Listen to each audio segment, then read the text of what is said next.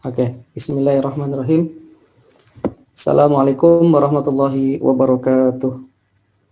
Innal hamdalillah nahmaduhu wa nasta'in wa nastaghfiruh wa na'udzu billahi min syururi anfusina wa min sayyiati a'malina. May yahdihillahu fala mudhillalah wa may yudlil fala hadiyalah. Allahumma shalli wa sallim ala sayidina Muhammadin wa ala alihi wa sahbihi ajmain amma ba'du. Rabbi israh li sadri wa yassir li amri wa hlul 'uqdatam min lisani yafqahu qawli. Alhamdulillah, segala puji dan puji syukur marilah kita haturkan kepada Allah Subhanahu wa taala Rabbul Alamin yang telah memberikan kepada kita begitu banyak nikmatnya hingga pada malam hari ini. Di malam Ahad ini kita bisa berkumpul bermuajahah dalam kesempatan taklim yang diadakan oleh DKM Al-Kautsar Universitas Pakuan Bogor. Suatu kehormatan saya bisa hadir bersama dengan rekan-rekan semua, teman-teman aktivis, teman-teman para anak-anak muda yang saat ini sedang mengemban suatu amanah mulia menjadi iron stock bangsa kita. Teman-temanlah nanti yang kelak akan menentukan kemana arah bangsa ini ke depannya. Salawat teriring salam marilah kita senantiasa sampaikan pada junjungan kita, qudwah hasanah kita baginda Rasulullah Muhammad Sallallahu Alaihi Wasallam. Juga mudah-mudahan tersampaikan pada sahabat beliau, keluarga beliau, para tabi'in dan umatnya istiqomah, termasuk kita sekalian hingga yaumul akhir. Rekan-rekan yang dimuliakan Allah, teman-teman dari DKM Al-Kautsar Unpak Bogor, malam hari ini saya diminta untuk menyampaikan satu sharing ya. Jadi sebetulnya ini adalah merupakan sharing dari apa yang sudah kami lakukan di beberapa tempat usaha kami. Jadi saya akan sharing tentang, pertama ada dua hal yang ingin saya sharing. Pertama adalah tentang bagaimana pengelolaan bisnis syariah ya, atau bagaimana bisnis secara hal-hal yang diajarkan oleh Nabi Muhammad SAW. Dan yang kedua saya akan bicara bisnis secara umum, khususnya adalah di tengah pandemi. Dan saya yakin teman-teman yang hadir di sini adalah juga mungkin sebagian sudah juga menjalankan bisnis, sebagian baru mau, ataupun sebagian yang lain belum terpikirkan tentang bisnis itu apa. Mudah-mudahan sharing ini bisa bermanfaat karena materinya sangat menarik. Sebetulnya saya biasanya menyampaikan materi ini cukup panjang, biasanya 1 hari. Tapi karena kita dibatasi oleh waktu, saya coba sampaikan beberapa poin penting. Dan nanti jika memang dirasa belum semuanya tersampaikan, kita bisa lanjutkan di sesi yang lain. Baik rekan sekalian, saya izin perkenalkan diri. Jadi nama saya Jati, saya punya beberapa usaha. Yang pertama adalah di bidang bakery dengan nama Ageta, kemudian distributor untuk hotel, restoran, catering. Kemudian mitra Asia Tech Biosensor itu adalah tadi yang disebutkan Zimmer Peacock ya, sebuah perusahaan berkantor pusat di Norwegia. Kami menjadi distributor untuk perangkat biosensor. Kemudian PT Teknologi Akhir Zaman. Nah ini PT yang fokus pada bidang energi terbarukan. Kemudian juga kita bikin marketplace itani.id. Ini fokus di bidang penjualan daging ayam online. Dan ada beberapa kegiatan yang lain termasuk mendampingi beberapa UKM dan juga pesantren dalam hal bidang usaha. Saya mengambil S1 di elektro, jurusan teknik elektro di Trisakti, dan melanjutkan S2 di Coventry University. Ini kira-kira beberapa usaha yang saya tekuni beberapa waktu terakhir ini. Ini aktivitas dengan teman-teman, cukup banyak kegiatan yang kami sudah lakukan, dan ini mudah-mudahan bisa menjadi satu cerita yang menarik dan bisa menginspirasi rekan-rekan untuk yang berminat terjun ke dalam bidang usaha. Ini kegiatan saya di beberapa aktivitas. Sebelah kiri atas itu mengikuti sertifikasi untuk BNSP, pengelola UKM, kemudian terlibat di bazar bersama Pak Wali Kota. Dan yang kiri dan kanan bawah itu saya aktif mendampingi pesantren. Salah satu pesantren saya yang sebelah kiri itu, kalau ada lihat baju loreng-loreng, nah itu pimpinannya kolonel angkatan udara ya. Jadi mereka bikin pesantren dan beliau hafiz Quran. Rekan-rekan sekalian, saya coba masuk ke materi kita. Ini ada 3 materi penting, tapi mungkin saya coba sampaikan materi nomor 1, 2, dan kalau sempat keburu waktunya kita sampai materi yang ketiga. Pertama saya akan bawa teman-teman sekalian ke masa Nabi Shallallahu Alaihi Wasallam, karena ini adalah merupakan masa yang paling penting untuk kita melihat sejauh mana peran ekonomi dalam masa Rasulullah Shallallahu Alaihi Wasallam. Pertama yang harus kita pahami rekan-rekan, asas penting dalam ekonomi itu adalah dalam bentuk pasar. Ketika Nabi Shallallahu Alaihi Wasallam berada di kota Mekah, beliau belum fokus untuk menjalankan pasar ya, karena pada saat itu fokus utama adalah untuk menegakkan akidah, menguatkan fondasi utama, dan ini adalah menjadi cikal bakal nanti gerakan dakwah Nabi Shallallahu Alaihi Wasallam. Baru kemudian ketika beliau hijrah ke kota Madinah, maka beliau mendirikan pasar. Jadi di mana ada masjid, di situ ada pasar. Kalau masjid itu membangun ruhiyah, maka pasar itu membangun rupiah. Ini istilah yang disampaikan oleh Ustadz Didin Hafidudin ya, pada saat beliau meresmikan Masjid Alumni IPB. Jadi beliau mengibaratkan Masjid Alumni yang berdampingan dengan Botani Square itu harus juga bisa menumbuhkan 2 hal, kata beliau. Kalau mall perbelanjaan, pasar itu adalah membangun rupiah, maka masjid itu membangun ruhiyah.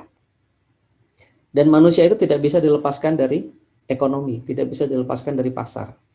Karena manusia senantiasa memiliki kebutuhan yang harus dipenuhi. Nah, pada saat itu sebetulnya sudah ada pasar yang berlangsung di kota di Madinah yang dimiliki oleh orang-orang Yahudi, yaitu Bani Qainuqa. Maka disebut sebagai pasar Qainuqa.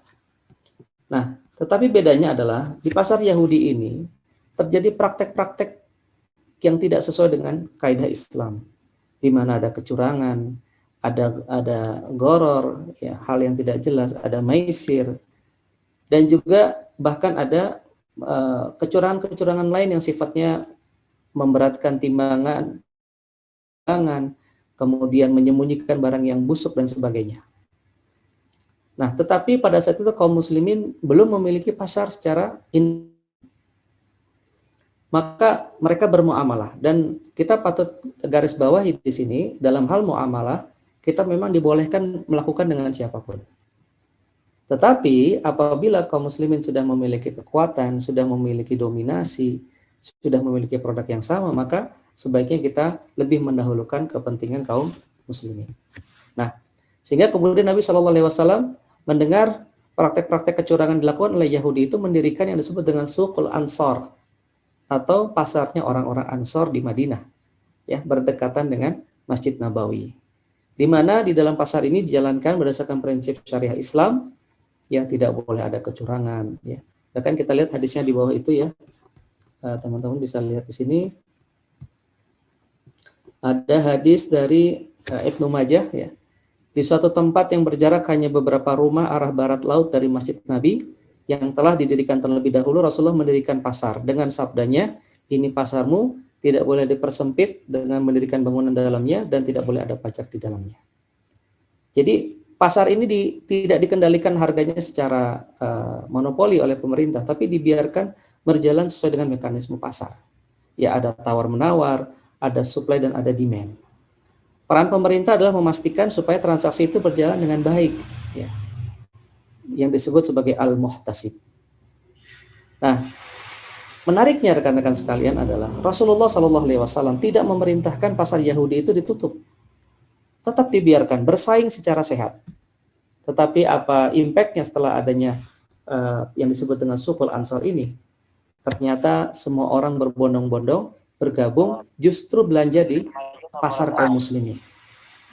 Kenapa? Karena di situ dijamin keamanannya, dijamin kejujurannya, semua orang berlaku dengan cara yang baik, ya, tidak menipu dan sebagainya. Ya, kita tahu ya bagaimana praktek-praktek yang dimunculkan di dalam pasar orang Yahudi itu, kemudian Allah singgung dalam surat Al-Mutaffifin, ya. Bagaimana kecurangan-kecurangan itu muncul.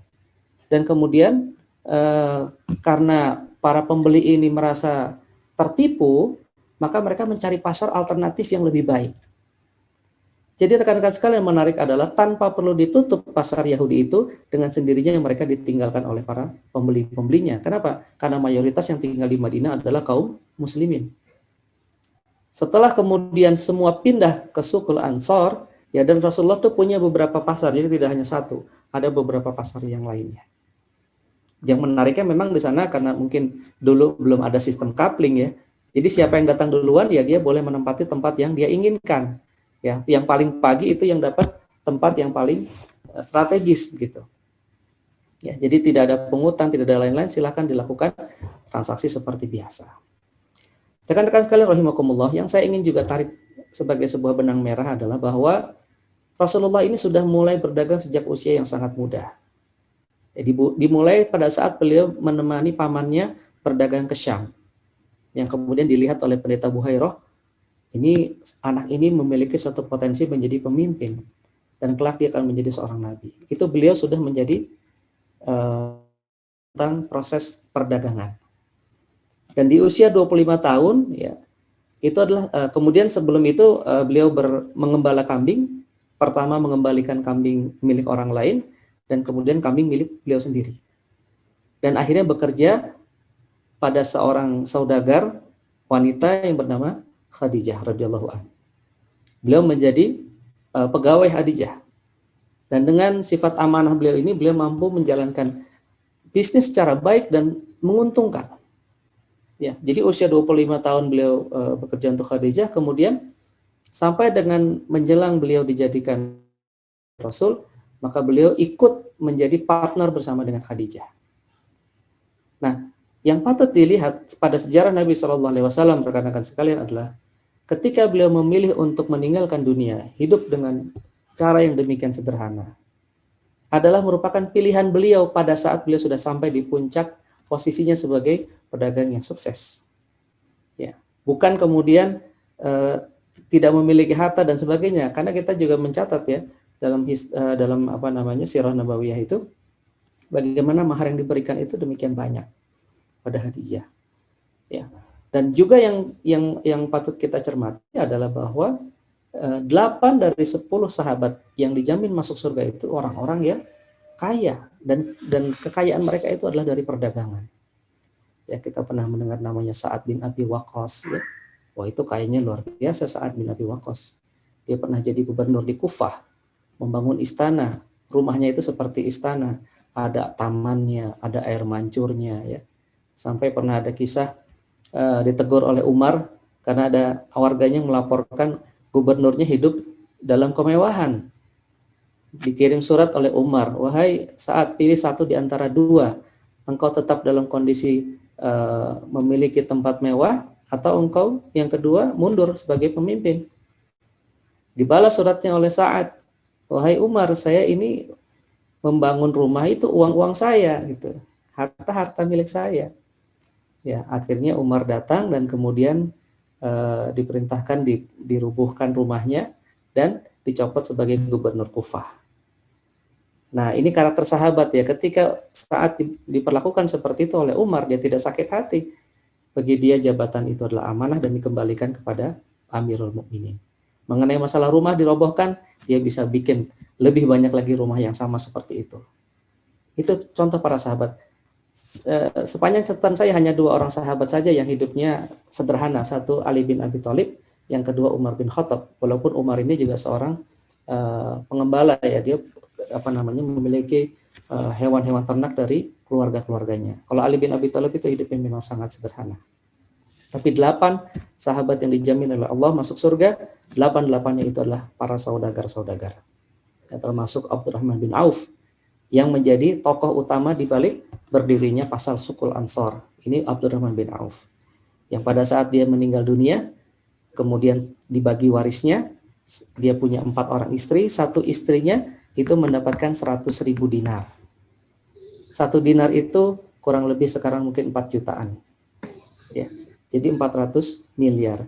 Padahal itu 1 orang istri. Dalam hukum waris Islam, istri itu dapat 1/8. Kalau ada 4, 1/32. Bayangkan 1/32-nya saja 400 miliar. Berapa kekayaan dia yang sesungguhnya? Nah, ini demikian luar biasa. Jadi Islam itu selalu mendorong bahwa dakwah itu pada akhirnya ketika punya Utsman bin Affan, ketika punya Abdurrahman bin Auf, ketika punya Sa'ad bin Abi Waqqas, ketika punya Sa'id bin Zaid, itu dakwah Islam itu menjadi kokoh.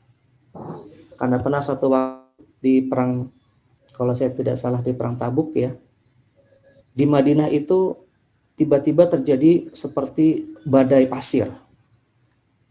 Kemudian Aisyah radhiyallahu anha bertanya kepada para sahabat, ini ada apa ini, kok debu-debu begitu banyak berterbangan? Apakah ada badai pasir? Para sahabat mengatakan, ini bukan badai pasir wahai Aisyah, ini adalah kedatangan kafilah dari Abdurrahman bin Auf. Sebanyak 700 ekor unta yang baru pulang berdagang dari Syam, penuh punggung-punggung unta itu dengan barang-barang dagangannya. Lalu Abdurrahman bin Auf ketika jadi kafilah itu saking besarnya itu mengakibatkan gelombang yang begitu besar, debu-debunya itu berterbangan. Setelah sampai di Madinah dia bertemu dengan Aisyah, kemudian dia berkata, dia pernah mendengar sabda Nabi Shallallahu Alaihi Wasallam bahwa Abdurrahman bin Auf akan masuk surga dengan cara merangkak. Maka beliau mengatakan, aku tidak mau masuk surga dengan cara merangkak, aku ingin berlari cepat. Maka pada hari ini aku infakkan 700 ekor unta lengkap dengan segala barang dagangan yang ada di punggungnya untuk Islam, untuk dakwah Islam. Kita juga pernah mendengar bagaimana kisah Utsman membebaskan sebuah sumur, ya, ketika sumur itu dimiliki oleh orang Yahudi dan kaum muslimin tidak bisa minum dari situ. Jadi sumber air PDAM dikuasai oleh orang Yahudi. Akhirnya dibeli oleh Utsman. Orang Yahudi itu tidak mau melepas. Akhirnya ya udah, sehari untuk kaum muslimin, sehari oleh orang Yahudi. Dibikin siasat pada saat hari di mana kaum muslimin itu boleh ngambil air dari sumur itu, dia ambil stoknya 2 kali lipat. Jadi besoknya ketika jatah orang Yahudi di mana mereka harus membayar mahal untuk mengambil air, mereka tidak muncul. Jadi sumur itu sepi, ya. Akhirnya orang Yahudi tangan, ya udah kalau begitu Utsman, aku serahkan semua, kau beli semuanya. Dan Utsman membelinya dengan harga 4 kali lipat lebih mahal dibanding harga yang dia tawarkan. Akhirnya Madinah pada saat itu kemudian tidak pernah lagi krisis air. Jadi rekan-rekan sekalian, kita harus membaca secara lengkap sirah nabawiyah tentang siapa sahabat-sahabat Rasul, tentang siapa Nabi Shallallahu Alaihi Wasallam. Ya, bahkan ya beliau juga menyampaikan dalam sebuah sabdanya yang sangat terkenal, ya, di antara 99 pintu rezeki, ya, itu ya, dan di antara 100 pintu rezeki, 99-nya itu dilahirkan dari perdagangan atau bisnis. Nah, dan beliau di usia yang sangat muda sudah melakukan bahkan yang disebut dengan ekspor impor, ya. Bayangkan rekan-rekan sekalian, kita sering mendengar beliau berdagang ke Syam, ya. Kemudian Syam itu dulu adalah gabungan dari beberapa negara hari ini. Ada Yordan, ada Palestina, ya. Kemudian ada daerah Suriah. Itu 3 negara yang dulu jadi satu namanya Syam. Letaknya jauh, ribuan kilometer dari Madinah. Ya. Jadi sekelas para sahabat itu sudah melakukan ekspor impor pada saat itu. Membawa barang dagangan dari Makkah atau Madinah, kemudian menukarkan, menjualnya, dan akhirnya membawa pulang barang dari Syam untuk dijual kembali di Madinah. 1400 tahun yang lalu, proses perdagangan ini sudah dilakukan. Ya. Sayangnya kita sekarang masih sangat lemah ya di bidang ekspor impor ini ya. Bahkan kecenderungannya lebih banyak kita mengimpor gitu ya, dan jarang sekali kita melakukan ekspor. Nah, rekan-rekan sekalian, ini adalah suatu dasar kita sebelum nanti kita lanjut ke bagian yang kedua ya. Jadi teman-teman bisa melihat bahwa inilah semangat yang dibangun Islam. Ya, jadi Islam itu menonjolkan tentang bagaimana penguasaan pasar, bagaimana penguasaan sistem produksi, penguasaan sisi distribusi, dan juga konsumsi. Ya, karena memang tidak bahkan kalau kita lihat ya, kita lihat dalam fondasi agama kita, rukun Islam, coba kita perhatikan. ada syahadat, ada sholat, ya, ada zakat, ada puasa, ada menunaikan ibadah haji jika mampu. Dua dari rukun Islam kita itu bicara tentang kaitan tentang harta. Yang zakat misalkan, zakat itu ada syaratnya, pertama nisab, yang kedua haul. Harus tercapai dulu pada angka tertentu dan pada waktu tertentu, dalam waktu 1 tahun. Kalau dihitung-hitung ya, dalam bahasa kita, dalam bahasa rupiah, Syekh Yusuf Qaradawi kemudian membuat fatwa tentang adanya zakat profesi. Nah, kalau teman-teman nanti sudah bekerja atau bahkan mungkin sekarang sudah bekerja, kalau punya penghasilan minimal 3,5 juta rupiah per bulan, maka itu sudah wajib zakat 2,5%. Ya, kalau kita ingin menghitung kias dengan menggunakan zakat profesi. Artinya apa? Artinya kita pun harus berusaha di situ. Dan memang kalau kita belum mampu, misalkan Ustadz, saya cuma berpenghasilan 1 juta, Ustadz saya cuma berpenghasilan 2 juta, kurang dari 3,5 juta, ya nggak masalah, tapi antum belum wajib zakat. Dan boleh untuk mengeluarkan yang lain dalam bentuk sedekah. Silahkan, sedekah, infak itu boleh. Tapi kita tidak menyempurnakan salah satu rukun Islam kita, yaitu zakat. Bahkan rukun Islam yang kelima, ibadah haji. Nah, kalau teman-teman lihat bagaimana pendaftaran ibadah haji, itu minimal untuk dapat angka porsi, kita harus menabung sejumlah 25 juta rupiah. Itu kalau sendiri, ya. Kalau berdua dengan suami atau istri, 50 juta. Kalau kita mau menghajikan 2 orang tua kita, tambah lagi 100 juta. Itu belum dengan jajannya, belum dengan beli oleh-olehnya, dan sebagainya. Jadi, 2 dari rukun Islam kita bahkan mensyaratkan kekuatan yang disebut dengan kuwatul mal.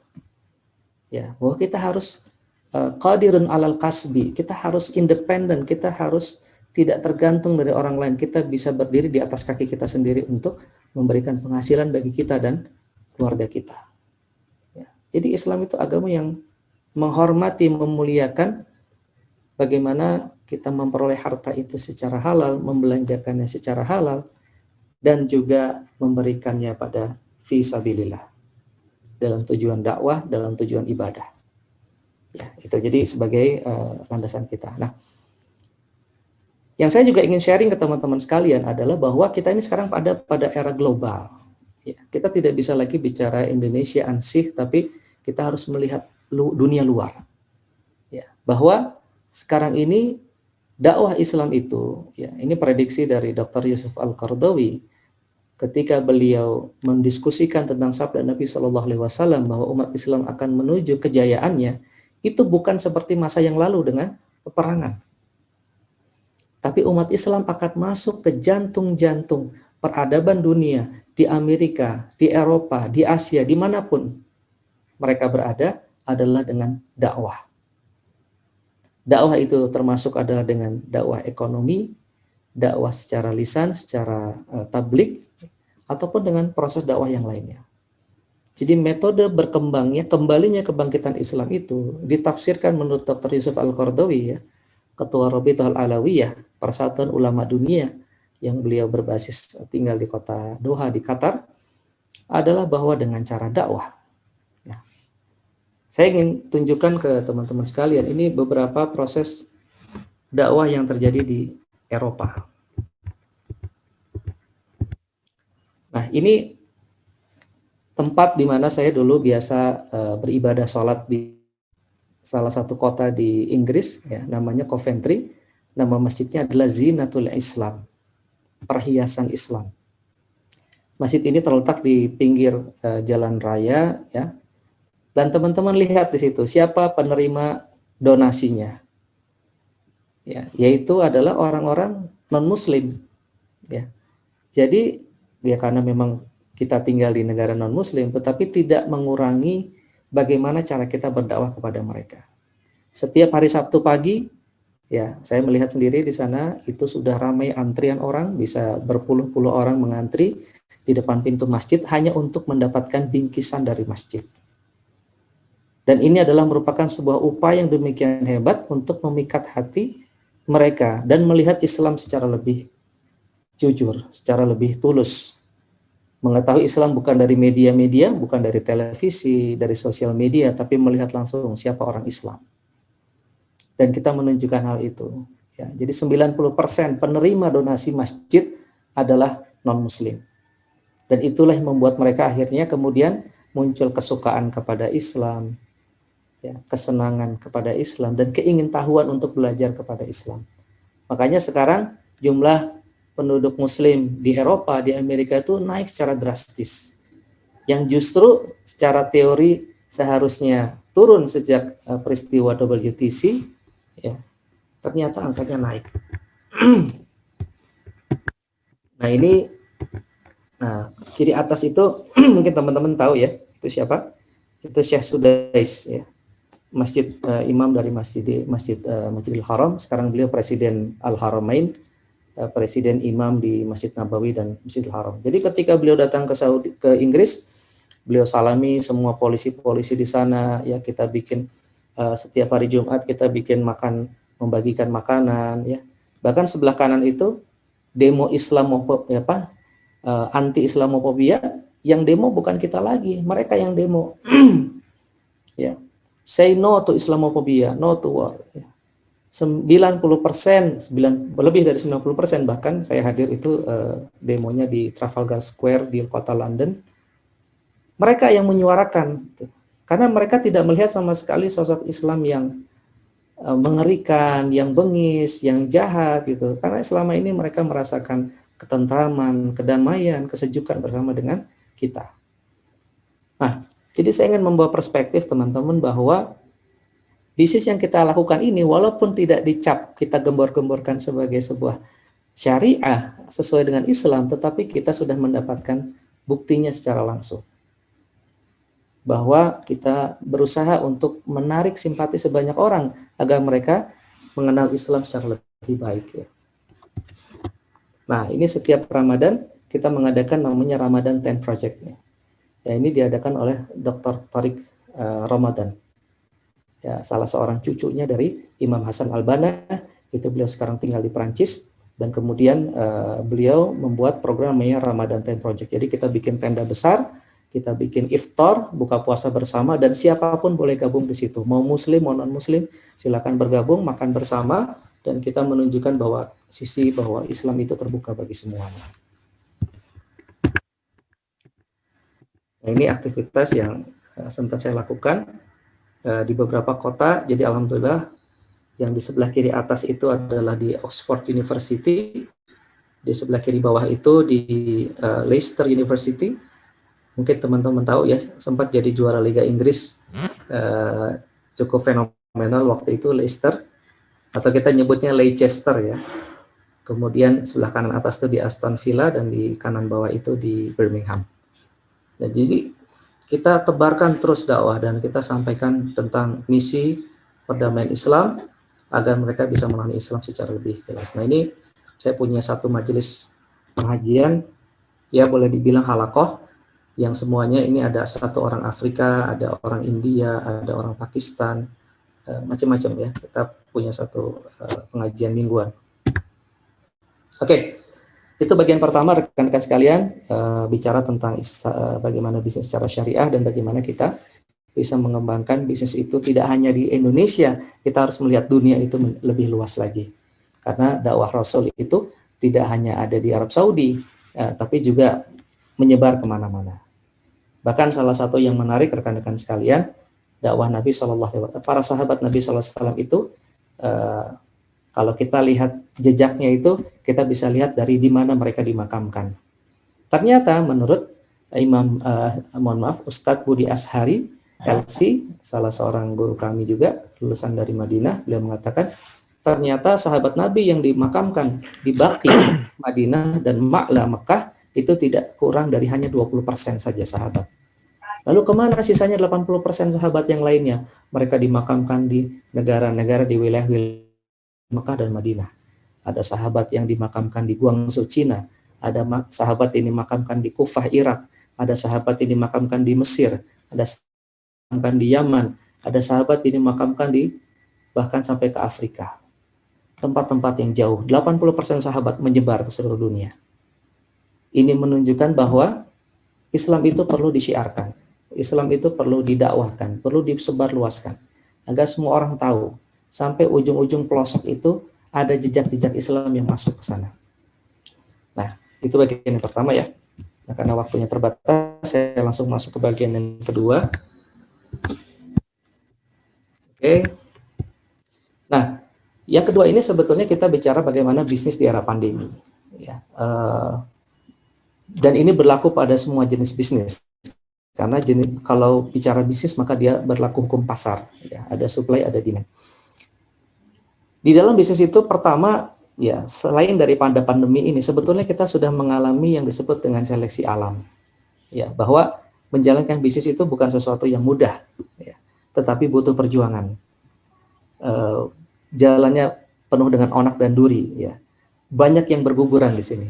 Ya. Jadi bukan hanya dakwah saja yang banyak berguguran, ya, bisnis juga banyak yang berguguran. Ini ada sebuah survei yang dilakukan yang mengatakan bahwa 70% bisnis itu gagal di tahun pertama operasinya. Sisanya 30% itu terseok-seok di tahun yang kedua.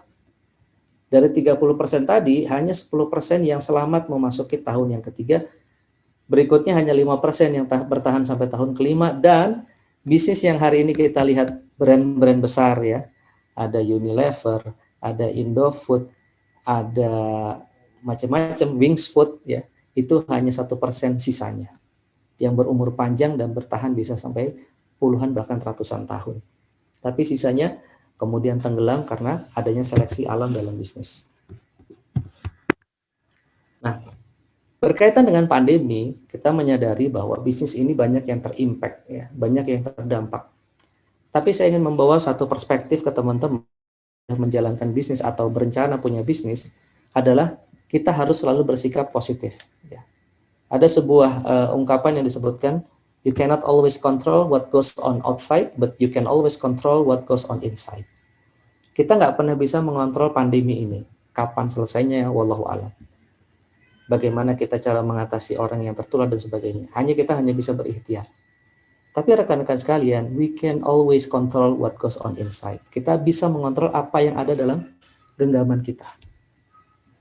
Ya memang yang kita sekarang dalam masa pandemi, sedang ada virus corona, orang dibatasi pergerakannya, sampai-sampai banyak bisnis yang kemudian tutup. Ya, saya membaca sebuah survei dari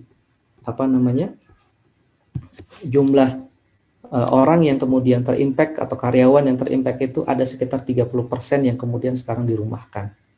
Nah, itu kondisi-kondisi yang kita tidak bisa hindari. Apa yang bisa kita kontrol adalah apa yang ada dalam genggaman kita. Kalau kita punya perusahaan, maka kita bisa mengendalikan perusahaan kita. Saya berikan contoh begini. Salah satu unit usaha kami adalah di bidang distributor. Jadi kami biasa kirim bahan-bahan makanan untuk restoran, untuk kafe, ya, bahan baku susu, ya, untuk membuat campuran kopi. Jadi kalau teman-teman minum kopi, ya, itu ada campuran susunya. Nah, salah satu susu yang paling bagus dijadikan campuran kopi itu namanya Greenfield. Nah, alhamdulillah kami salah satu distributor Greenfield tersebut. Nah, pada saat itu omset anjlok 90%. Jadi luar biasa pada saat itu di awal-awal pandemi. Ya, dan kemudian apa yang kita lakukan adalah kita bicara dengan teman-teman karyawan. Saya ada 7 orang karyawan di kantor di perusahaan kami, dan kemudian kita berpikir bersama. Nah, pertama yang saya bangun adalah bahwa kita harus memunculkan sifat optimisme. Kita harus membangun sifat bahwa pasti semua ini ada hikmahnya. Jadi saya bilang ke mereka, pada hari ini saya berterima kasih kepada pelanggan yang masih setia kepada kami, pada teman-teman juga yang masih membantu kami di perusahaan. Dan hari ini saya bersyukur karena saya yakin setelah badai pandemi pasti ada musim semi pasca pandemi. Musim semi biasanya jauh lebih indah, karena bunga sakura itu hanya bermekaran itu pada musim semi. Setelah sebelumnya musim dingin yang luar biasa atau bahkan musim panas. Nah, jadi yang pertama adalah mindset kita untuk bisa mengubah apa yang bisa kita kontrol. Salah seorang pakar manajemen, Peter Drucker, bahkan mengatakan cara terbaik, bahkan mungkin satu-satunya meramalkan masa depan adalah dengan menciptakannya. Nah, percaya nggak teman-teman, kalau semua ini yang ada di alam kita ini, alam dunia ini, sebetulnya semuanya itu dulunya sebelum jadi lahir pada alam pikiran atau alam mimpi. Nah, teman-teman mungkin menyaksikan Zoom malam ini, ada yang pakai laptop, ada yang pakai handphone, ya, ada yang pakai tablet. Bisa dibayangkan teman-teman, dulu tablet, handphone, dan laptop itu dulu nggak ada. Tapi mereka lahir dari impian para pembuatnya. Jadi salah satu pelajaran penting adalah kalau teman-teman punya mimpi, punya ide, ya, punya gagasan, punya rencana, maka teman-teman kalau pengen itu menjadi sebuah kenyataan harus punya langkah untuk merealisasikannya. Karena kalau hanya sekedar menjadi sebuah mimpi, dia akan selesai di alam pikiran. Dia tidak punya lagi harapan untuk bisa direalisasikan. Nah, akhirnya semua para pembuat teknologi itu merealisasikan dan akhirnya bisa kita gunakan. Oke, lanjut. Nah, bagaimana cara kita untuk menghadapi era pandemi ini? Secara singkat, kita menyebutnya sebagai stay humble, be flexible. Melatih diri untuk siap dan sanggup beradaptasi dengan beragam perubahan. Ya. Apalagi sekarang di tengah, kalau dalam bisnis kita menyebutnya VUCA, era VUCA. Jadi VUCA itu adalah sebuah istilah yang digunakan oleh marinir Amerika Serikat ketika mereka pertama kali ikut perang Vietnam di tahun 60-an. Ketika mereka masuk ke wilayah yang mereka belum kenal waktu itu, ya, di mana medannya jauh berbeda dengan kondisi alam di Amerika, kondisi rakyatnya pun berbeda, kondisi alamnya, kondisi cuacanya. Mereka menyebutkan situasi itu sebagai VUCA, ya, volatile, unpredictable, ya, ada kepanjangannya begitu. Nah, lalu dari situ di istilah ini dijadikan sebagai istilah manajemen bisnis, ya, bahwa segala sesuatu itu dalam bisnis itu uncertain, nggak pasti, nggak bisa kita tebak dengan pasti. Contohnya customer. Teman-teman mungkin dulu pernah lihat produk-produk yang laris bahkan orang sampai antri untuk membelinya, sekarang ternyata sudah mulai perlahan ditinggal. Contoh misalkan, pernah dengar es kepal Milo ya, pernah dengar roti John ya, yang saya lihat di awal-awal tahun 2016, 2017 itu booming luar biasa. Hampir setiap pojok kita bisa lihat orang jual es kepal Milo, orang jual roti John. Tapi ketika kemudian customer itu merubah preferensinya dan kemudian produk ini tidak bisa ikut beradaptasi, maka dia akan hilang ditelan oleh zaman. Dan inilah pentingnya kita untuk memiliki sifat yang disebut dengan agile. Ya, agile itu adalah beradaptasi, dia lincah, dia bisa merespon kepada perubahan. Nah, sedikit saya lanjutkan cerita saya yang tadi di awal. Setelah omset perusahaan kami jatuh luar biasa, saya mengajak diskusi karyawan, akhirnya muncul ide bagaimana kalau kita membuat produknya sebetulnya bukan dibuat baru ya, tapi kita sudah punya produk, tapi pemasarannya dengan cara yang berbeda. Biasanya kita jual retail satu-satu gitu ya, kita jual hanya ke reseller. Sekarang kita merubah dengan menjual secara partai besar. Nah, akhirnya kita mulai melihat siapa nih pemain-pemain besar yang ada di Kota Bogor, di area Jabotabek. Ketemulah pemain-pemain besarnya. Akhirnya kita rubah cara kita bermain, dan ternyata alhamdulillah biiznillah kita mendapatkan keuntungan yang bahkan jauh lebih besar dibandingkan dengan keuntungan kita sebelum ini, sebelum pandemi. Ya, jadi walaupun kondisi pandemi ternyata kita evaluasi pencapaian penjualan kita di tahun 2020 itu, alhamdulillah biidznillah karena izin Allah Subhanahu wa taala kita malah justru meningkat 500% penjualan dibandingkan dengan masa sebelum pandemi. Nah, kemampuan untuk beradaptasi inilah yang diperlukan oleh setiap pengusaha, oleh setiap entrepreneur. Ya, dia melihat tantangan dan kemudian dia mengatasi tantangan itu. Sehingga kata kuncinya adalah fokus pada apa yang bisa kita lakukan, bukan pada apa yang tidak bisa kita lakukan. Ya. Kita tidak bisa merubah yang namanya corona, kita tidak bisa menentukan kapan semua ini akan berakhir ya. Tapi kita bisa melakukan apa yang seharusnya kita bisa lakukan. Itu bagaimana cara kita untuk merespon perubahan. Learning to be flexible, ya. Dan yang paling penting adalah selalu husnuzon kepada Allah Subhanahu wa taala, Sometimes your plans don't work because God has better ones. Ya, teman-teman sekarang mungkin lagi PJJ, pembelajaran jarak jauh, ya, kampus sedang diliburkan, semua belajar online, barangkali kita mengalami kesulitan, aduh ini nggak enak nih, nggak seperti kita biasa tatap muka, tapi teman-teman pasti ada hikmah selalu di situ dalam setiap kondisi. Setiap kondisi itu selalu baik, tidak ada yang tidak baik. Allah sudah memiliki di atas ilmunya yang maha hikmah tentang apa sebetulnya pesan yang diberikan dari setiap kejadian. Tinggal kita bisa memetiknya atau tidak. Barangkali dengan peristiwa semacam ini ya akhirnya yang namanya Zoom jadi populer, yang namanya Google Meet jadi populer, yang tadinya kita terkendala jarak ya. Jadi bayangkan rekan-rekan, kita yang tadinya harus duduk bersama di satu tempat ya, di suatu ruangan, akhirnya sekarang kita bisa fleksibel, teman-teman sambil di rumah, sambil di kafe ya, atau di tempat-tempat yang lain bisa tetap mengikuti kajian, bisa tetap mengikuti pembelajaran. Mungkin itu di antara hikmahnya. Dunia ini menjadi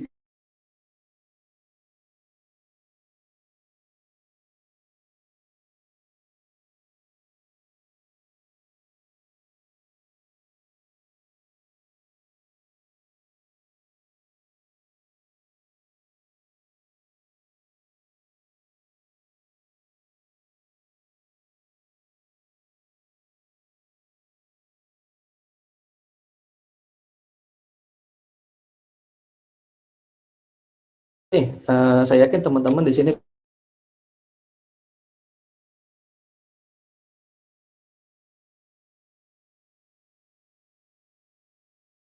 jadi pengusaha-pengusaha yang sukses. Saya bertemu dengan beberapa di antaranya itu bahkan hitungan-hitungan itu bisnis mereka sudah valuasinya sampai angka miliaran rupiah, ratusan miliar ya. Dan itu diawali dengan sebuah langkah yang simple. Nah, saya ingin sharing 6 hal ya modal awal menjadi pengusaha. Pertama adalah menentukan cost, dari sisi harga ya, kemudian convenience of buying. Kita punya konsep ya. Saya sebenarnya ada slide tapi di bagian terakhir, Kak, saya pengen mulai usaha nih, pengen jadi entrepreneur nih, saya harus mulai dari mana gitu. Nah, kita ada toolsnya namanya business model canvas ya. Dan itu memang harus dijelaskan cukup panjang ya. Tapi dengan satu halaman, satu lembar kertas A4 itu teman-teman udah punya gambaran harus melakukan apa. Nah, business model canvas ini adalah pertama dengan menentukan, nanti mungkin saya ada slide-nya ya. Pertama adalah dengan teman-teman harus menemukan masalah dulu. Apa yang ingin teman-teman selesaikan masalahnya? Ya contoh Gojek ya. Dan masalah itu juga nggak harus benar-benar pure baru loh. Tapi bisa dari mengembangkan sesuatu yang sudah ada. Grab dan Gojek yang hari ini lahir teman-teman, itu sebetulnya meniru satu perusahaan startup dari Amerika yang namanya Uber. Uber itu sudah lahir 5 tahun sebelum adanya Gojek sama Grab. Nah kebetulan pendirinya ya Gojek ada Nadiem Makarim, Grab Anthony Tan, dulu mereka kuliah di kampus yang sama di Harvard. Mereka setiap hari pakai fasilitas Uber gitu, yang dimana mereka kalau mau jalan-jalan sama teman-teman mau pergi nggak susah-susah, nggak harus nyari taksi yang apa namanya yang resmi, tapi mereka bisa menggunakan aplikasi. Itu Uber itu sudah sangat terkenal pada saat itu. Cuma mereka men-tweet ya, agak sedikit merubah. Tadinya mobil dalam kalau Grab di Amerika itu bentuknya mobil bukan motor, mereka rubah jadi Gojek, jadi ojek gitu yang dijadikan subjeknya. Dan mereka menemukan masalah apa itu masalahnya? Itu adalah masalah yang kita hadapi ya pada masa dulu. Kalau kita mau naik ojek gimana? Pertama kita harus jalan dulu kan, karena ojek itu nongkrongnya nggak di depan rumah kita, dia nongkrongnya di pinggir jalan biasanya, di gang, di mulut gang biasanya. Kita harus jalan dulu. Udah nyampe, kita perlu nego dulu ya, Pak saya mau ke sana nih, berapa? Biasanya dia asal nembak aja kan, angkanya besar. Nah terus yang ketiga, safety-nya nggak terjamin. Kita nggak tahu nih ojek ini namanya siapa, dia tinggal di mana, nomor teleponnya berapa, kalau kita ada apa-apa di jalan bagaimana gitu kita nggak tahu, dan sebagainya dan sebagainya. Nah permasalahan-permasalahan itu dijawab oleh si pendiri Grab dan pendiri Gojek ini, bahwa kalau kita mau naik ojek yang harganya sudah terjamin, bahkan sebelum naik kita tahu harganya, terus jelas orangnya siapa, nomor teleponnya berapa, kemudian dia udah apa namanya menyerahkan data identitasnya ke kantor perusahaan provider Gojek gitu ya dan sebagainya. Itu mereka menyelesaikan dan akhirnya mereka mendapatkan pasar. Nah, itulah salah satu mungkin bisnis model Canvas yang disusun. Nanti ada lagi teman-teman cari yang namanya value add, ya, value proposition, apa kelebihan dibandingkan dengan produk yang lain. Misalkan, Ustadz saya mau bikin ayam goreng dong. Oke, boleh ayam goreng, tapi apa bedanya ayam goreng Anda dengan ayam goreng yang lain? Saya mau bikin ayam geprek. Oke, apa bedanya ayam geprek Anda dengan ayam geprek Pangeran misalkan? Atau ayam geprek ke Prabon misalkan? Karena teman-teman sekalian, konsumen itu sangat-sangat kritis sekarang. Lihat beda sedikit ya, in term of value, in term of price, itu mereka bisa geser. Dan di dunia retail itu persaingan begitu sangat ketat. Maka ketika kita bikin produk, pastikan produk kita punya nilai tambah. Bedanya dengan yang lain. Kalau nggak ada bedanya dengan yang lain, untuk apa konsumen memilih produk kita? Nah, itu dari sisi produk misalkan, dan masih banyak hal yang lain. Oke, saya lanjut lagi. Nah, ini satu cash flow quadrant yang pertama kali dikenakan oleh Robert Kiyosaki. Saya tahu tentang cash flow quadrant ini sejak saya SMA kelas 3, tahun 98. Nah, di sini disebutkan bahwa seseorang itu dilihat dari cash flow, jadi perputaran uangnya, cash-nya itu ada 4. Tahap pertama nih, tingkat pertama itu employee, kita kerja. Nah, biasanya teman-teman yang kuliah ini ngejarnya ke sini nih. Saya mau kerja di perusahaan yang bagus, saya mau kerja di BUMN, saya mau jadi PNS, biasanya ngejarnya di sini. Saya mau punya jenjang karir yang baik. Nah, itu tahapan yang pertama. Tahapan yang kedua adalah self-employee. Kita nggak punya bos, kita nggak punya kantor, kita adalah bosnya, sekaligus sebagai karyawannya. Yaitu misalkan contohnya dokter, pengacara, ya, dan sebagainya. Nah, kita menentukan. Jadi kalau kita misalkan, hari ini saya nggak mau praktek, gitu, ya berarti kita nggak dapat penghasilan hari itu. Jadi itu sangat ditentukan oleh diri kita sendiri. Yang berikutnya adalah business owner. Nah, business owner itu kita udah mulai punya bisnis, walaupun kecil ya, tapi kita juga masih terlibat dalam operasionalnya. Nah, untuk kuadran yang sebelah kanan itu kita sudah mulai menghasilkan passive income. Ya, jadi artinya kita sudah mulai bekerja, tetapi aset itu yang kemudian bekerja untuk kita.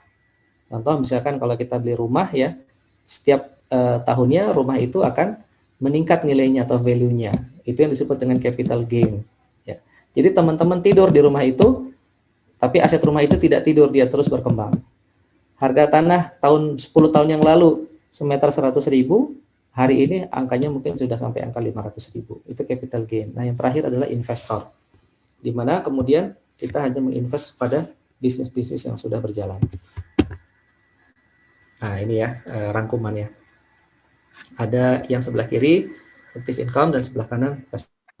Yang mana yang lebih baik? Sebetulnya semuanya sama-sama baik. Ini pilihan saja gitu ya. Tapi cenderung orang ketika dia sudah mulai mengembangkan bisnisnya secara serius, secara besar, maka dia akan memilih pilihan yang sebelah kanan atau menjadi passive income.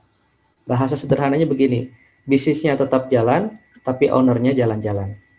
Jadi kita bisa mempercayakan usaha kita kepada tim kita atau kepada karyawan kita. Nah, bagaimana supaya kita punya mindset yang baik ya? Ya terutama di era pandemi ini, kita harus punya sikap yang baik terkait dengan kepribadian kita, punya semangat yang tinggi, yakin bahwa segala sesuatu itulah amanah atau titipan dari Allah dan tidak menyalahgunakan kepercayaan. Semua poin ini sebetulnya poin-poin yang terkait dengan bagaimana menjalankan bisnis secara syariah ya. Tapi kita nggak pernah state syariahnya, cuma ya inilah cara kita untuk menjalankan bisnis secara nilai-nilai Islam. Yang kedua, pengetahuan. Nah, apa investasi yang paling berharga buat kita? Saran saya, investasi yang paling berharga buat kita adalah leher ke atas, yaitu pengetahuan. Teman-teman cari banyak ilmu, baca buku, ikut seminar, ikut pelatihan. Saya bisa membayangkan ya ketika saya terjun pertama kali ya bisnis tahun 2018, saat itu saya sebetulnya zero, saya nggak punya pengalaman. Karena saya hampir 10 tahun lebih itu bekerja sebagai karyawan. Jadi mindset karyawan dengan mindset pebisnis itu jauh berbeda. Dan kita harus berpindah, dan waktu itu saya memang berpindahnya secara cepat gitu. Nggak ada transisinya, jadi betul-betul langsung terjun.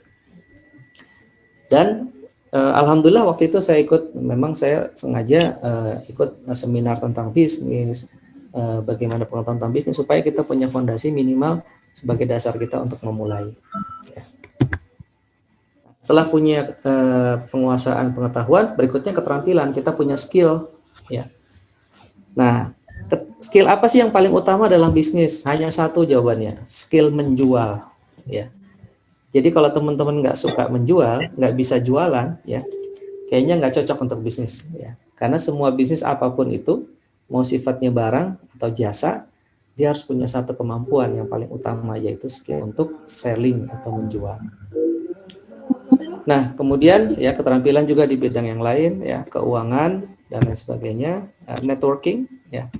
Banyak yang bilang, Ustadz saya mulai usaha nggak punya modal. Nah, itu zaman dulu, zaman sekarang itu bisnis nggak perlu modal ya, karena semua bisa dilakukan dengan cara sistem kerjasama, gitu ya. Contohnya kawan saya, alumni PCS dari ya. mesin, ya. Kemudian dia bekerja di perusahaan distributor untuk peralatan bengkel. Kemudian dia resign dan dia punya usaha bengkel sendiri. Lalu dia dapat klien dari Astra 2000 ya. Jadi teman-teman kalau yang mobilnya Toyota biasanya ke Astra untuk yang bengkel resmi. Nah, ternyata Astra itu bukan karyawan mereka sendiri tapi mereka mengambil pihak ketiga. Nah, teman saya lah yang kemudian masuk di situ dan semua peralatannya dipinjamkan oleh distributor. Jadi ketika sudah mulai running, sudah mulai ada revenue, baru mereka mencicil alat bengkel tersebut. Ya. Jadi siapa bilang usaha itu butuh modal? Tidak selalu. Ya. Yang penting adalah niat. Ya. Bahkan menurut saya networking ini salah satu yang penting ya, karena kita mencari jaringan yang kemudian akan memudahkan usaha kita. Oke, saya masuk bagian yang kedua, business owner mentality ya. Nah, kita yang kedua adalah selain mindset ya, yang pertama tadi kita harus punya mental yang kuat ya. Mental yang kuat ini dalam melihat atau menciptakan peluang dan berubahnya menjadi produk ya. Seperti tadi saya kisahkan bagaimana Grab dan Gojek itu melihat problem dijadikan sebagai produk ya, dan produk itu akhirnya bisa memberikan manfaat bagi orang lain. Nah, yang patut diingat juga, ketika teman-teman sudah punya usaha, semakin besar kekuatan yang kita miliki, semakin besar pula tanggung jawab kita. Saya kasih contoh begini. Teman-teman misalkan di kampus ya, teman-teman jago bikin makanan nih, misalkan bikin kue, ya, bikin cake gitu ya. Terus teman-teman misalkan kalau ada event, sering pesan gitu ya. Nah, bisa dibayangin nggak tiba-tiba nih, teman-teman memutuskan, saya kayaknya mau berhenti nih, mau udahan, mau selesai nih usaha ini gitu. Bisa dibayangin ya, ketika kita sudah punya usaha dan kita sudah punya customer, kita sudah punya supplier yang tetap, itu mereka akan terimpact ya, apalagi kalau punya karyawan gitu. Ya, misalkan di kampus ada tempat jajanan ya, misalkan ada mie ayam gitu, mie ayam yang enak banget gitu. Tiba dia tutup gitu ya. Nah, teman-teman sebagai customer biasanya akan kecewa gitu loh. Ini gimana sih mie ayam langganan saya kok tutup gitu ya. Itu baru satu yang kecewa. Belum suppliernya, dia biasa belanja sayur, biasa belanja mie, ternyata si tukang mie ayam itu udah nggak belanja lagi ke dia. Dan yang paling terimpact paling besar adalah karyawannya. Dia tidak bisa lagi mempekerjakan satu orang karyawan. Jadi ketika seseorang itu sudah punya usaha, sebetulnya banyak orang yang bergantung kepada dia. Ya, yang ketika dia semakin besar usahanya pun dia akan terus banyak orang yang akan berada di bawah tanggungannya. Nah, inilah yang patut kita pahami. Jadi memperkuat sisi mental seorang pemilik usaha. Nah, ini yang tadi saya sampaikan ke teman-teman ya. Berani nggak teman-teman berpikir besar? Berani nggak teman-teman punya ide ya, yang kemudian teman-teman anggap itu sesuatu yang bisa melakukan sebuah perubahan, make a difference gitu.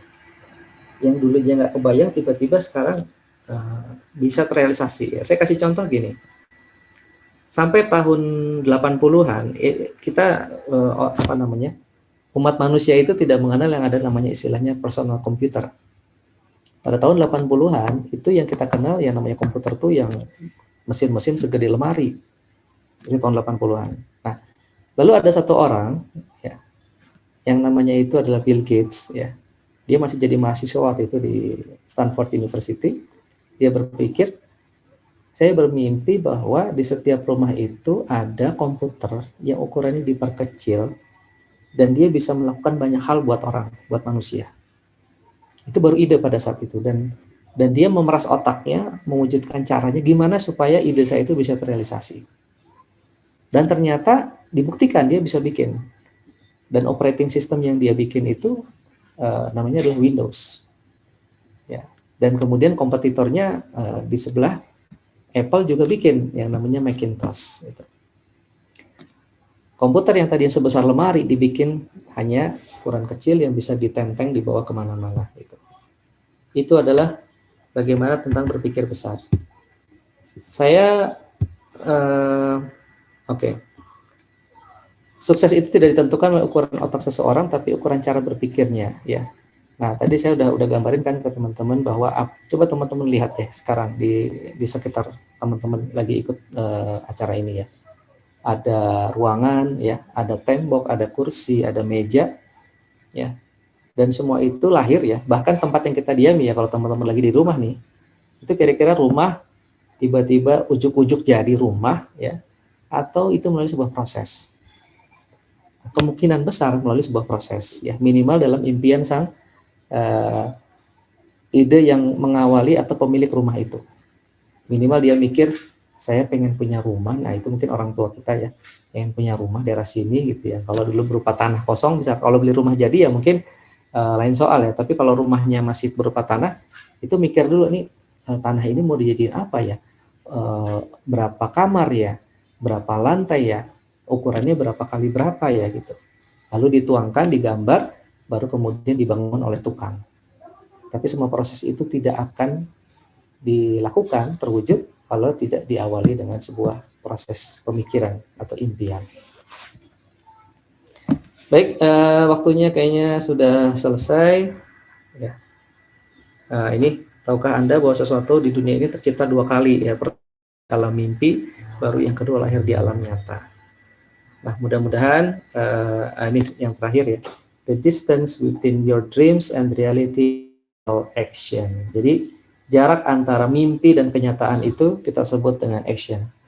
Maka saran saya kalau misalkan teman-teman kondisi pandemi ini tidak menutup kemungkinan untuk pertama silahkan explore apa bisnis yang bisa teman-teman lakukan, dan kalau yang sudah punya bisnis tetap cari beradaptasi, fleksibel, agile, cari perubahan-perubahan yang bikin bisnis kita bisa bertahan, dan yakinlah ada musim semi pasca pandemi.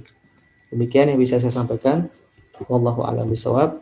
Aqulu qouli hadza fastaghfiruh. Assalamualaikum warahmatullahi wabarakatuh. Waalaikumsalam warahmatullahi wabarakatuh. Masya Allah, syukron Ustaz. Aneh, biasanya kalau dengar-dengar kajian itu biasanya agak ngantuk-ngantuk gitu. Cuma karena dari awal aneh memperhatikan materinya ya, Masya Allah, kayaknya nih kalau misalnya sampai beres seru banget Ustaz, seriusan. Cuma kita kayaknya terbatas sama waktu ya Ustaz. Masya Iya, Allah iya, banget. iya. Insyaallah nanti disambung lagi. Amin Ustaz.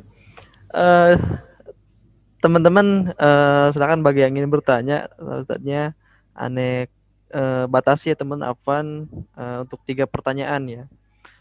Oh ya Ustadz, di sini ada satu pertanyaan Ustadz. Aneh bacain Ustadz. Ya, silakan. Afwan Ustadz, Ana Aprijal Gumelar dari Nusa Bangsa Bogor ingin bertanya, bagaimana menguatkan mental, fisik, atau tidak cepat berputus asa dalam menghadapi ujian kesulitan seperti berdagang, terkadang sudah tidak laku-laku atau mau bangkrut ingin rasanya berputus asa. Nah, bagaimana cara menguatkan agar tidak seperti itu? Minta trik and tipsnya agar kita sabar dan dapat berjualan dengan jujur. Syukron, syukur Ustaz. Oke Ustaz untuk pertanyaannya. Oke. Dijawab dulu atau ditampung? Langsung? Sepertinya langsung aja Ustaz. Langsung aja ya. Oke, baik. Dari siapa? Aprijal ya. Salam kenal buat Aprijal. Jadi gini, dalam bisnis itu yang paling penting dan mendasar itu adalah pertama tujuannya apa? Apa maksud dari teman-teman untuk melakukan bisnis itu untuk apa? Nah, baru kita akan masuk ke mindset, baru kita akan masuk ke mental. Jadi bagi saya teknis mengenai barang apa yang dijual, bagaimana cara menjualnya, lihat online atau offline, itu hal-hal yang teknis ya, itu bisa kita pelajari dimanapun. tapi yang mendasar adalah tujuan kita. Nah, banyak yang bikin para pebisnis itu berguguran, jatuh di tengah jalan karena mereka tidak punya satu visi tentang kemana mereka mau bawa bisnis mereka.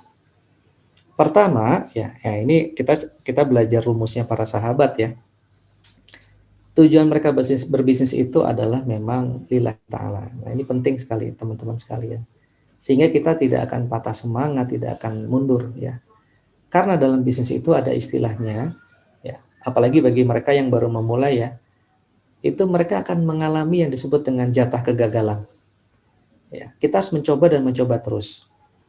Pernah ya teman-teman tahu ceritanya Thomas Alva Edison menemukan lampu bohlam, yang kelak kemudian dia menjadi pendiri dari General Electric, salah satu perusahaan elektronik terbesar di dunia. Itu dia tidak pernah menyerah ketika dia tidak bisa menemukan cara untuk membuat sebuah lampu pijar. Dia harus mengalami ratusan kali kegagalan. Bayangkan kalau misalkan dia memutuskan, ya udah kalau begitu saya nyerah aja deh, udah beratusan kali saya mencoba kok tetap gagal gitu ya. Dia tidak akan sampai pada titik di mana dia ternyata bisa berhasil pada penemuan dia yang kesekian ratus kalinya. Nah, demikian pula yang saya alami teman-teman. 2 tahun pertama bisnis itu betul-betul jungkir balik. Ya, seperti roller coaster ya, jungkir tapi nggak balik-balik gitu.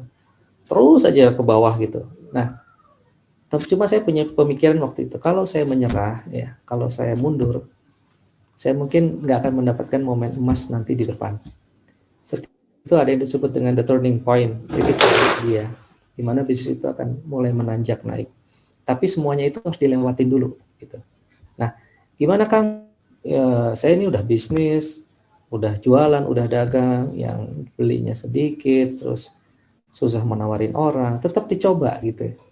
Kalau memang dari sisi produk kurang, ya bikin produk yang lain gak ada masalah, tapi semangatnya itu jangan sampai hilang. Ya, walaupun juga saya ingin mengatakan secara jujur ya, tidak semua orang berbakat untuk berbisnis gitu. Karena ada juga yang mentalitinya ini terkait dengan mental ya, kembali ya. Kalau mentalitinya lebih senang mengharapkan sesuatu yang pasti-pasti, ya lebih pas menjadi karyawan. Karyawan tuh enak, tiap akhir bulan sudah terima cek, sudah terima transferan di rekening, dapat gaji sekian, nggak perlu pusing-pusing, mau kondisi perusahaan lagi naik atau naik lagi turun, tetap dia akan digaji sekian. Ya memang cocoknya jadi karyawan, nggak ada masalah. Tapi kalau ingin tantangan lebih, dan saya rasakan betul karena saya telah mengalami 2 dunia ini, pernah jadi karyawan profesional, ya, bahkan di perusahaan multinasional, perusahaan asing, pernah juga di perusahaan lokal, sampai sekarang juga punya usaha sendiri. Saya bisa merasakan 3 tahapan itu, dan memang dunia usaha itu sesuatu yang sangat menantang. Kalau ingin perubahan dalam diri kita, nggak ingin jadi orang yang biasa-biasa saja, maka saran saya adalah mulailah usaha. Gitu. Jadi tapi tadi ada tantangannya, tetap sabar ya, tetap ikhtiar, dan jangan lupa berdoa kepada Allah.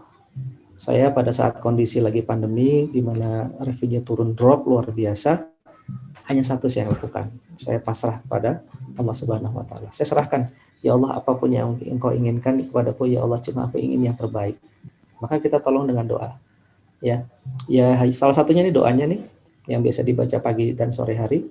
Ya Hayyu ya Qayyum bi rahmatika astaghis aslih li sya'ni kullahu wa la takilni nafsin illa tarfatan aini.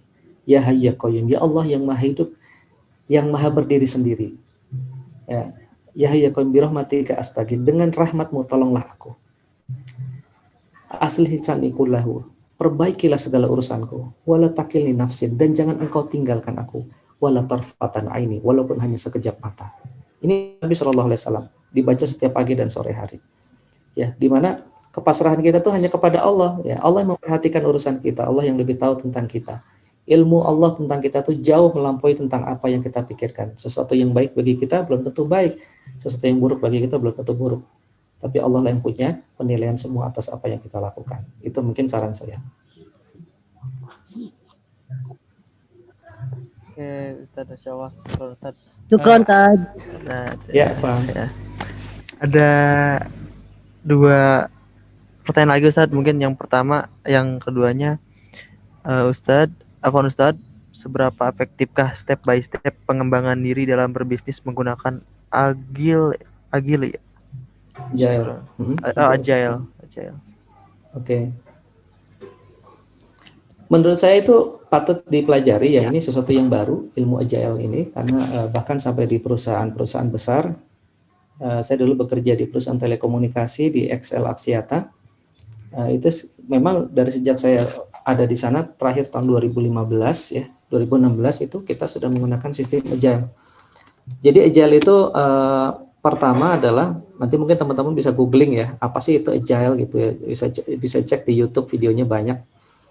Kemudian Scrum itu apa, kemudian Design Thinking itu apa. Nah, itu adalah model-model yang diperkenalkan secara dunia manajemen untuk kita mengelola, bisa untuk personal, ya, personal branding diri kita, bisa juga ke usaha kita. Saya kasih contoh misalkan Design Thinking ya. Ternyata teman-teman, percaya atau enggak, Google ketika dia menemukan satu produk baru yang dia rilis, itu dia tidak melakukan riset pasar secara rumit ya. Dia yang lakukan begini, jadi pertama dia bikin prototype. Contoh misalkan, produk Google itu apa sih? Ada Gmail, ada Google Mail, ada Google Map, ya. Kemudian ada Google Meet. Nah, itu masing-masing punya tim. Jadi pertama yang mereka lakukan adalah mereka bikin prototype, ya. Kemudian mereka survei, cari 5 orang pengguna yang sesuai dengan target market kita. Nah, ini penting nih teman-teman. Jadi kalau teman-teman bikin produk, punya jasa, itu cari pembelinya siapa sih sebenarnya. Kalau saya tanya, siapa pembelinya? Terus kita jawab, siapa aja gitu ya. Laki perempuan, bisa laki bisa perempuan, usia berapa? Semua usia. Nah, itu tanda-tanda kita tidak menguasai tentang produk kita. Karena tidak ada satu produk yang betul-betul berlaku untuk lintas usia dan sebagainya. Pasti ada spesifik customer yang kita cari gitu. Semakin spesifik dia semakin bagus ya. Misalkan teman-teman bikin apa ya contohnya ya, produk hijab misalkan ya, teman-teman yang Ahmad ini kan biasanya di fashion. Nah, pengen hijab bentuknya gini. Nah, teman-teman tentukan tuh hijab itu untuk usia berapa, kemudian untuk apa namanya, sampai tingkat pendapatannya itu kita harus tahu kantongnya ini berapa yang mau beli, karena antara hijabnya Elzata, kemudian hijabnya Robani, itu masing-masing punya segmen market yang berbeda. Nah, balik lagi ke pertanyaan yang tadi ya, Google itu mencari 5 customer yang sesuai, kemudian dia interview, dan ketika interview itu difilmkan gimana jawabannya, mimiknya dan sebagainya sampai ketemu, oh ternyata produk ini cocok, oh produk ini ternyata harus diperbaiki dan sebagainya. Nah, itu contoh design thinking. Jadi saya sangat menyarankan teman-teman buka wawasan ya, mumpung teman-teman ini masih di dunia kampus ya. Karena atau enggak teman-teman ya, banyak teman-teman saya yang udah lulusnya udah lama. Saya terakhir kali menginjakan kampus tuh hampir 20 tahun yang lalu ya. Teman-teman saya ada yang 10 tahun, 15 tahun. Apa komentar mereka? Aduh, saya nyesel ya. Kenapa? Kenapa nggak dulu dari mahasiswa saya belajar ini, katanya. Kenapa nggak dari dulu saya mulai usaha gitu. Memulai langkah bisnis saya gitu. Banyak yang akhirnya hanya jadi penyesalan-penyesalan karena semua nggak bisa diulang gitu. Banyak yang bilang, aduh kenapa dulu saya waktu di kampus nggak ikut organisasi ya, kenapa dulu di kampus nggak aktif ya. Kenapa? Karena teman-teman ketika nanti di dunia pekerjaan, teman-teman jadi employee, teman-teman nanti jadi pimpinan, jadi manajer, semua ilmu itu kepake. Sangat-sangat terpakai ya. Mungkin hanya itu yang terpakai, karena pelajaran itu kita juga nggak akan lihat lagi. Teman-teman dulu belajar kalkulus, teman-teman dulu belajar fisika, kimia, itu semua nggak akan kepakai. 80% ilmu di kampus itu tidak akan terpakai. Ya, jadi hanya soft skill saja menurut saya. Ilmu kita di kampus biasa bikin proposal, nah itu kepake. Ilmu kita negosiasi, ilmu kita ngomong sama dekan, sama dosen, sama rektor, ilmu teman-teman mau organisir IO sebuah kepanitiaan, itu yang kepake menurut saya. Dan sudah saya buktikan selama hampir 20 tahun terakhir ini terjun dunia profesional. Makanya jangan tuh, mumpung masih muda, ambil ilmu sebanyak-banyaknya ya, sebelum nanti masa tua itu datang dan kemudian akhirnya yang ada hanya penyesalan. Itu saja mungkin saran saya. Insyaallah Ustaz. Pertanyaan bagus, kemudian jawabannya pun sangat jelas Ustaz. Yang terakhir Ustaz ya, terakhir Ustaz. Oke, terakhir silakan. Dari Kak Aris Handoko. Ustadz, lebih baik menabung Ya. di emas atau mengelola uang usaha yang baru mulai gitu. Syukron. Nah, ini juga satu ilmu yang teman-teman harus pelajari, yaitu kecerdasan finansial, ya. Jadi teman-teman harus punya ilmu tentang mengelola keuangan. Kenapa? Karena salah mengelola kita akan terjerumus. Contoh misalkan tabungan, ya. Tabungan itu biasanya sangat dihindari oleh pengusaha. Percaya deh, teman-teman coba nabung uang, itu bukan semakin nambah, semakin berkurang jumlah uangnya, karena potongannya biasanya jauh lebih banyak gitu. Nah, bahkan ini juga sudah diajarkan kalau kita bicara bisnis syariah secara Islam. Islam itu tidak mengenal yang namanya aset tidur. Contoh ya, di masa Umar bin Khattab radhiyallahu anhu, kalau kita baca bukunya Fikih Umar, jadi Umar ini banyak menelurkan fikih-fikih baru dalam pemerintahannya ya. Termasuk sholat yang 23 rakaat dan segala macam, baik dari secara fikih agama maupun fikih muamalah. Di pemerintahan Umar itu teman-teman, kalau kita punya tanah, kemudian tanah itu nggak kita garap selama 2 tahun, ya, maka tanah itu akan diambil oleh negara. Hak pengelolaannya, bukan hak miliknya ya, hak pengelolaannya. Kenapa? Karena dalam Islam itu sangat dihindari aset itu numpuk dan aset itu tidak bergerak. Gitu. Jadi aset itu harus tumbuh dan produktif. Jadi kalau misalkan ada tanah nganggur, misalkan kita punya tanah 2 hektar nggak dipakai, diambil pemerintah, itu dikasih sama ayo siapa nih yang mau garap, mau dibikin apa nih tanah ini gitu. Nah, itu zaman Umar seperti itu. Nah, di Timur Tengah pun sekarang masih menggunakan sistem ini. Jadi ada batas ya rekening yang bisa dimiliki oleh seseorang. Jadi misalkan katakanlah batasnya itu 1 triliun misalkan. Jadi kalau ada seseorang nabung di bank, uangnya lebih dari 1 triliun, maka sisa uang itu akan kena pajak 15%. Nah, ini kan jadi orang itu nggak ada yang naruh uang terlalu banyak di bank. Beda dengan di kita ya, kalau di rekening kita mah siapapun boleh bebas mau ke rekening segendut apapun silahkan. Kalau di Timur Tengah enggak. Ya saya juga baru tahu belakangan ini karena saya lagi ada proses bisnis dengan rekan kami di Dubai ya. Dia pengen banget dicariin project. Kenapa? Karena kalau saya kelebihan uang di rekening, saya bisa kena pajak katanya. Uang itu harus berputar, nggak boleh hanya bertumpuk di 1 atau 2 orang. Nah, jadi pertanyaan tadi pertama harus dijawab dengan literasi keuangan kita yang cukup baik ya. Nah, yang kedua, emas atau cash. Menurut saya emas bagus, tapi emas itu jangka panjang ya. Jadi nggak bisa mengharapkan emas itu dalam waktu 1-2 tahun. Dia minimal di atas 10 tahun. Ya, dan memang itu saya buktikan. Jadi ketika saya masa-masa kerja dulu, kita nggak menabungnya dalam bentuk uang, tapi dalam bentuk emas ya. Jadi kita beli LM Antam ya, dan teman-teman juga bisa mulai coba mencicil dari yang paling murah ya sebagai bentuk proteksi terhadap nilai uang yang kita miliki. Nah, alhamdulillah ketika kemarin saya ada kebutuhan beberapa tahun kemudian ternyata secara natural harga emas itu memang naik ya secara konstan gitu. Ya, jadi nggak bisa dihitung kalau tahun ini kok turun ya tahun depan naik lagi ya, nggak bisa, tapi harus dihitung secara jangka panjang minimal 10 tahun gitu. Nah, dan uniknya nilai mata uang kalau teman-teman berkunjung ke Kuwait ya, saya pernah berkunjung ke sana tahun 2018, itu mata uangnya dinar ya. Jadi 1 dinar tadi kan 4 juta ya. Nah, ini yang menarik nih teman-teman. Jadi harga kurban, ini kita sebentar lagi kan habis Ramadan Idul Kurban ya. Harga kambing itu kan dari tahun ke tahun naik ya, kalau dihitung valuasi rupiah ya. Dulu 1 juta, 1,2, 1,3, sekarang kambing udah angka berapa? Hampir 3 jutaan ya. Ya, tapi uniknya kalau dihitung dengan dinar sama, harga kambing zaman Rasul 1 dinar, hari ini 1 dinar juga sama. Ya karena nilai dinarnya yang terus naik gitu.